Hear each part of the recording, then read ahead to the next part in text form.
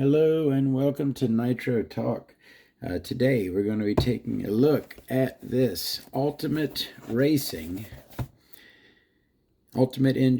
M5S Ceramic, apparently model number UR3401-M5S.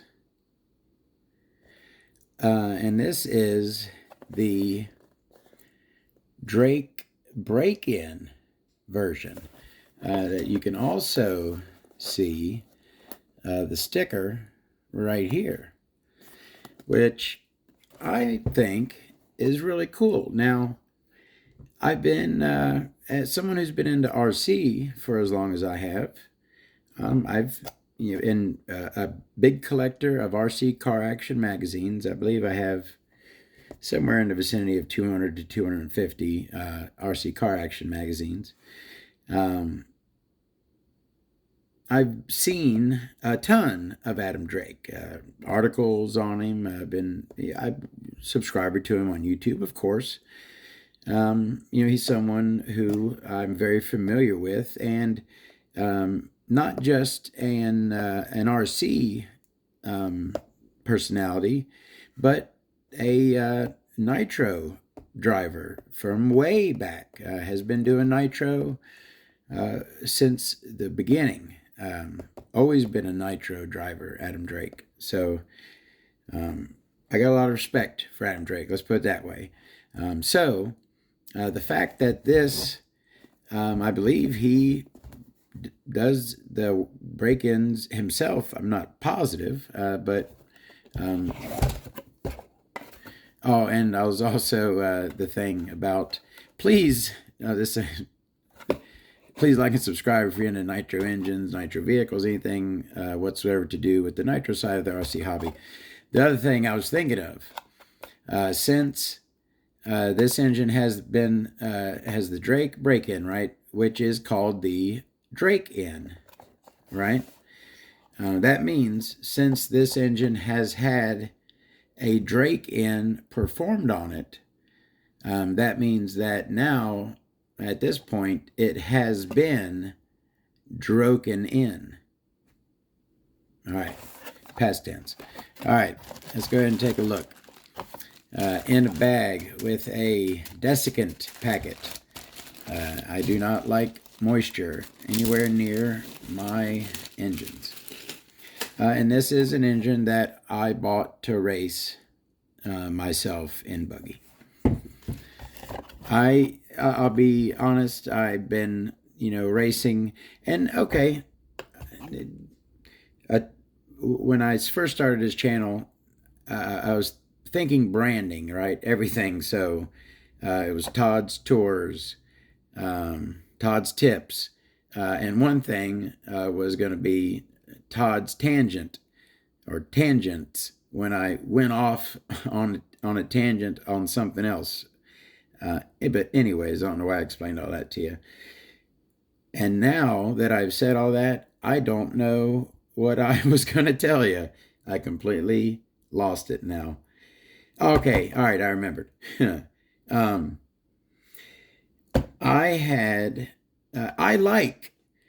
where I'm going. Sorry. I like running oddball engines. I ran my buggy in races, okay, in club races. I ran a Hyper 7 buggy with an OPS Speedster Power engine in it. All right. No one runs, maybe you could have ran, I like to run stuff that people were running in 2003 and 4 or 7 and 8, I like running older stuff nowadays. I like that. But at the same time, I also love my modern Novarossi engines. I love every, you know me, I love every engine. But I had found myself, and I got V-Specs, and some older OSs, but I didn't have a modern, all the bells and whistles, coated crank, ceramic rear bearing, all the goodies, OS, speed, essentially, engine. And, I wanted one. And so I got one. And, I'm not going to say I was underwhelmed. Of course, the engine is a solid engine, runs great, plenty of power all over. I got no issues with it. I was expecting, maybe I was expecting it to blow my socks off. Um, and it really didn't do that.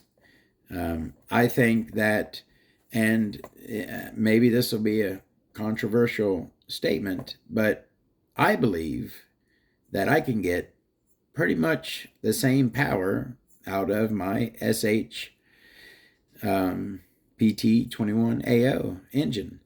Will it idle as low as this? Probably not. Will the crank last as long? No way. This will last longer. Probably hold a tune better. This carburetor is, rock solid. But that's something else I've found. As long as an engine runs good, I can get plenty of power out of most engines. I don't know. All right, I'll get back to this engine. Sorry, but great performer, certainly. No issues with it. But it did not, it didn't blow my socks off. We'll leave it at that. All right, let's go ahead and start getting into here. Now, this cooling head is lowered pretty well. It is a pretty low profile cooling head on this thing.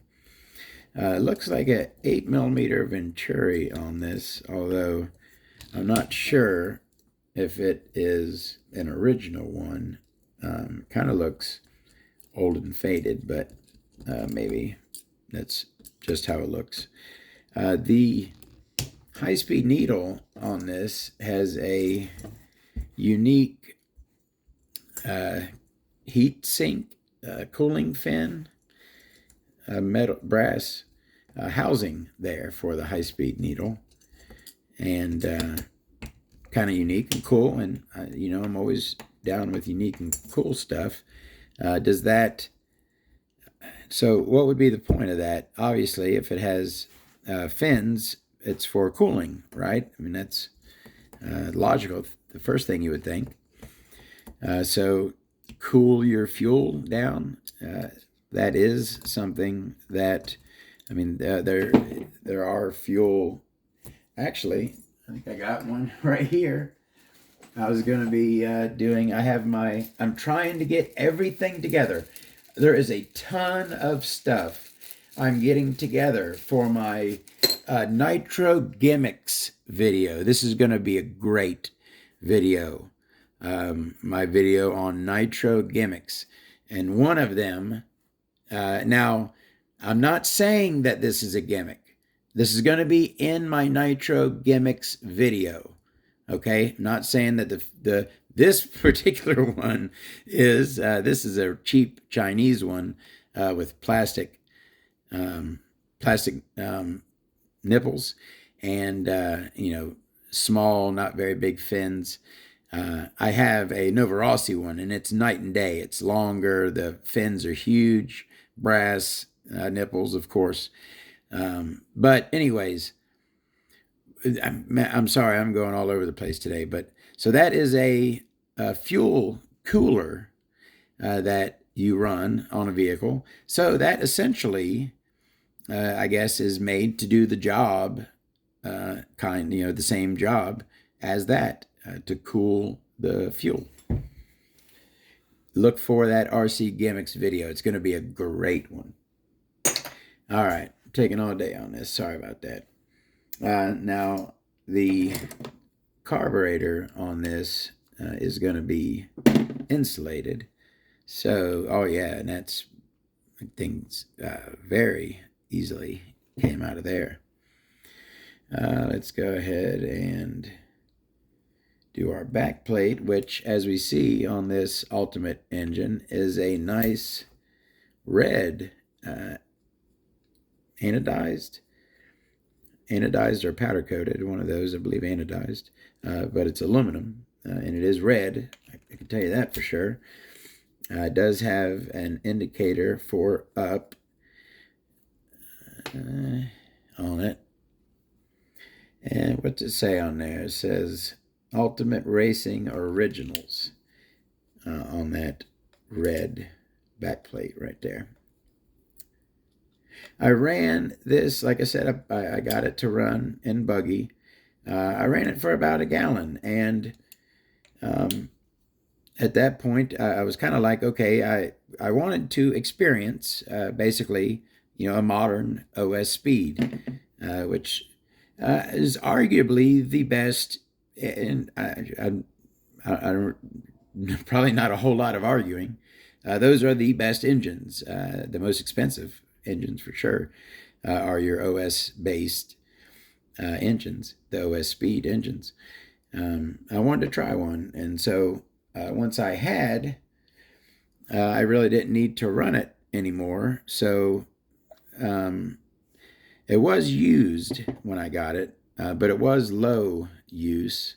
I think it was under 2 gallons, somewhere around there. So I put like another gallon on it, and I said, might as well retire it for the time being. So it's got 3 or so gallons on it. You know what? I had a problem earlier because I couldn't find something, and I messed up a video, right? Because I didn't have something that I needed handy, and I had to look for it, and the time of the looking for it just ruined the video, right? And I had to stop it and redo the video. And right now, because I'm not prepared, I'm not thinking, apparently, the exact same thing has happened again. There's one thing I was looking for. I am looking for my sleeve pusher, which for some, there we go, right underneath something, right where things always are. This is my, it is called a rafter hook, and it is my very first attempt to remove sleeves that are stuck. It is simply just used holding it in your hand like that. This is coated so it's protected, and you just push the sleeve up from the bottom. Hard to see. Let me move piston to that side. Get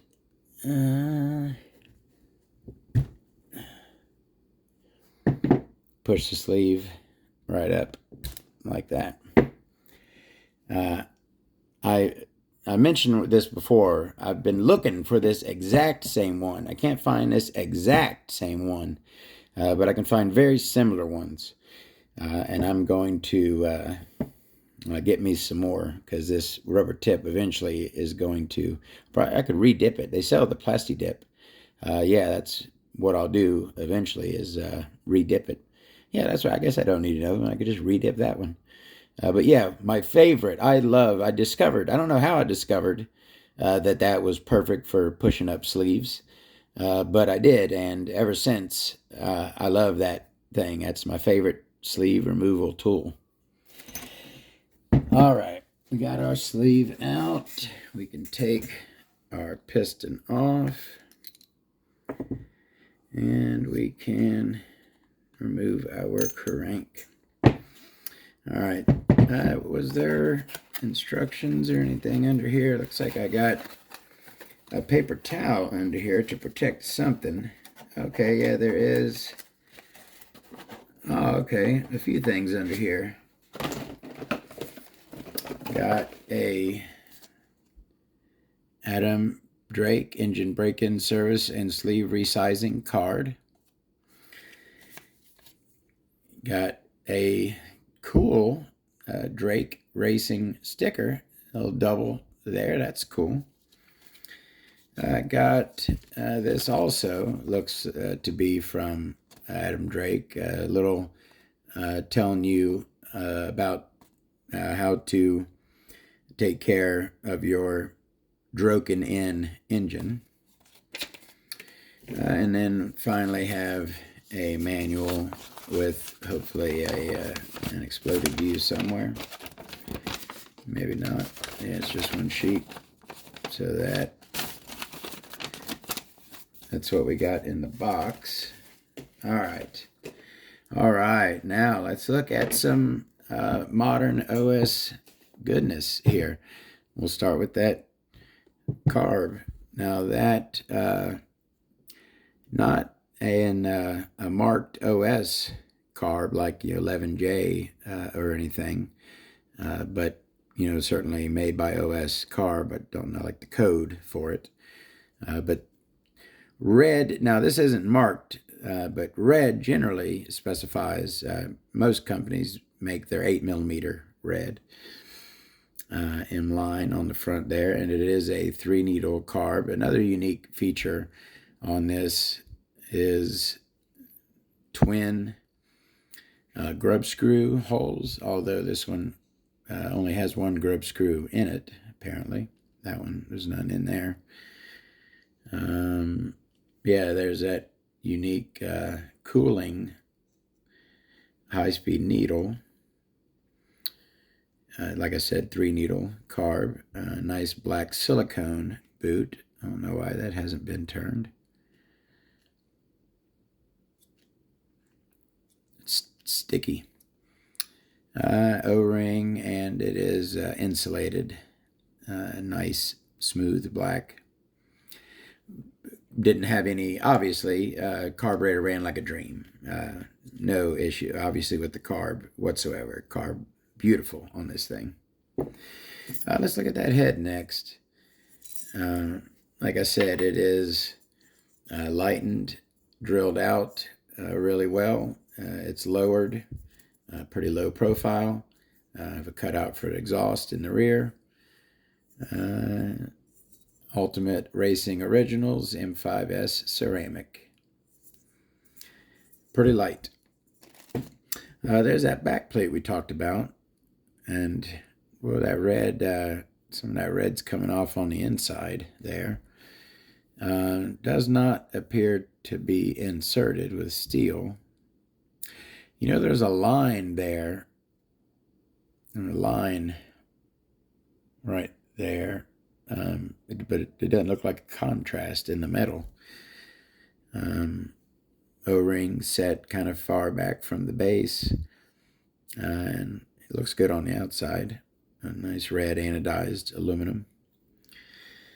And you got your O-ring mounted into the head button. And that's odd. 3 dots to indicate rear, right? But also a dot on the inside to let you know where the rear is when you're looking here. Don't really remember ever seeing that before. An indicator dot on this side of the head button.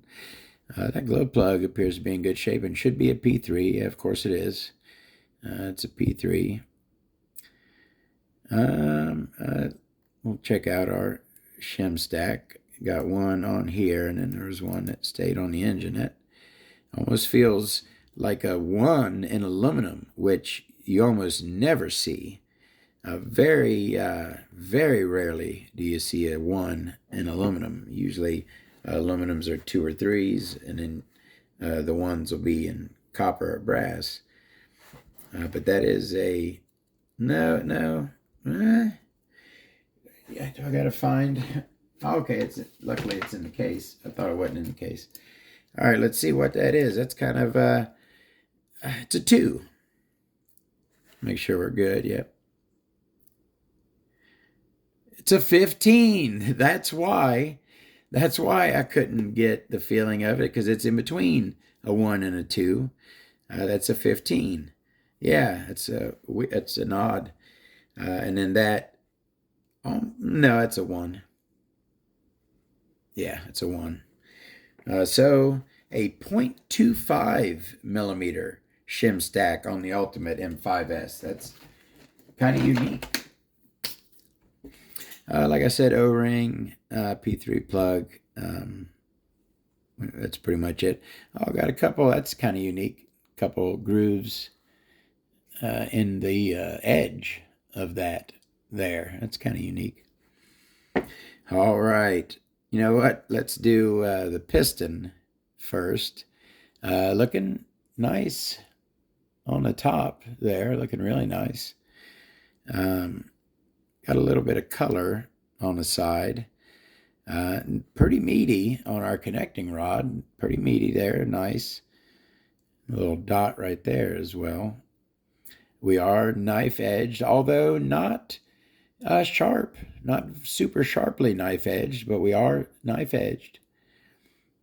2 oil grooves, pretty deep ones. No bypass holes. All right, we got the 2 goodies left. Let's go ahead and do the crank. And again, all the goodies. Oh, and that's the other thing. I'm glad I remembered. All right, if anyone's watching this who watched the HPI 21BB video, there's a couple things. When I was going into talking about metal on metal with the carburetor throat, the point that I was wanting to make but forgot to was that when you have metal on metal carb like that, try your best not to remove it. You want to take that thing in and out as least as possible. Those metal on metal, no insulation carburetor throats. And also, when I was doing the crank on that engine, the 21BB, I called this a shark tooth. Twice I said shark tooth. It's a shark fin is what I call this. The standard modification cut on the leading edge of the crank looks like a shark fin. I call it a shark fin. But I called it, when I said that, I called it a shark tooth.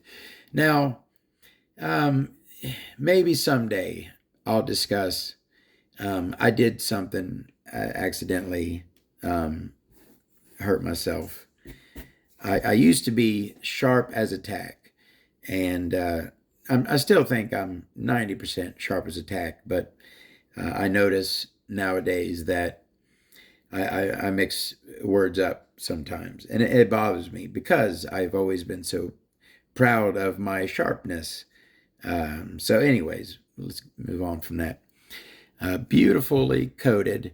Yes, that is what you want when you're looking at a crank. And again, this is an engine. Now we do have a witness. We got some witness down here at this end.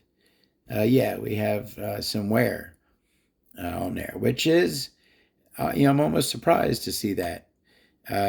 Here, look here where this bearing rides. There's no wear there. Bearings ride there as well. And there, but no noticeable wear there. But we do have some at the end, so that's disappointing. But just beautiful black. Every time I do a video with a coated crank, I'm going to mention that STS. Go back and look at my video on the STS Dragon. Look at the coated crank on that thing, which looks like they hit it with some cheap black spray paint. That stuff, that engine has a gallon on it, and the stuff's just gone. It's ridiculous. So everything will always be compared to that, and will always be better. So 2 slugs in here. Nice fang, nicely opened up. Nice shark fin. We were expecting all the goodies on this thing, of course. And even that crank pin there, no noticeable wear on that. That looks nice. Nicely coated. And of course we're ramped as well, and a very smooth transition from metal to silicone there. Very nice. And our leading edge there has a very nice cut on it as well. When I'm talking about the leading edge of the induction window, I'm talking about right here, and you see that nice angle cut on that. Looking really good. That's our crank. All right. The sleeve. Got some pretty big ports on this thing. All right. We'll start off in the back with our three-piece exhaust. It's got the wings, I call them, the second and third parts of the three-piece exhaust. Good size, beautiful angles cut on there. Of course, we're expecting nothing less. Come around to our intake port. I don't know why.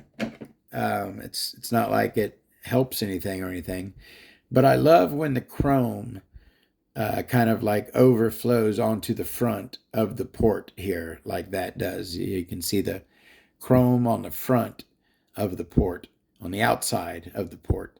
I don't know why, but I just like that. So that intake port, nice and wide, not crazy tall, but good and tall, and very nicely ramped. We have a very deep ramp on that intake port right there, that boost port. Very deep ramp, which is about 15, 20% chromed.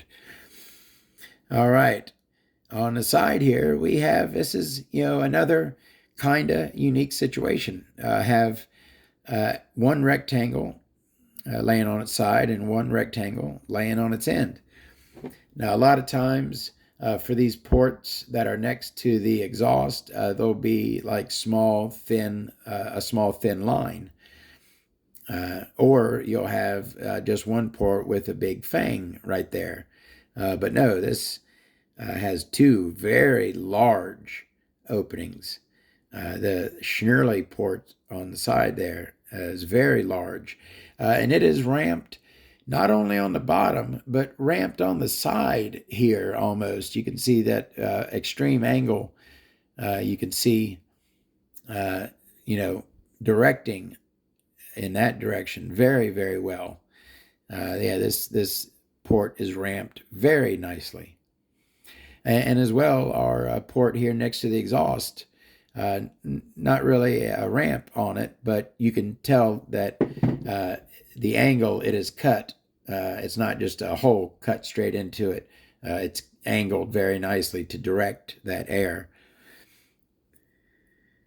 Other side looking the same. Got our groove up here. I'm seeing this on a lot of engines. Originally it was an Alpha thing. Pretty much all Alpha engines have that, but I've seen Nova Rossi's with it. This is an OS Speed with it. I like that extra chrome lip on OS's as well right there. So that is our beautiful Ultimate Engines M5S sleeve. Beautiful engine. I love the engine. I got a good deal on it. That's another reason why I picked it up. It was said in the listing to only have around 2 gallons. I bought it, and I was pleased with their assessment of it. Very good compression, still a lot of pinch, and the engine ran beautifully. So no problems with that whatsoever. Got a good deal on it. So that is the Ultimate M5S Ceramic. Thank you very, very much for watching. More videos to come very soon, and we'll see you there. Thank you.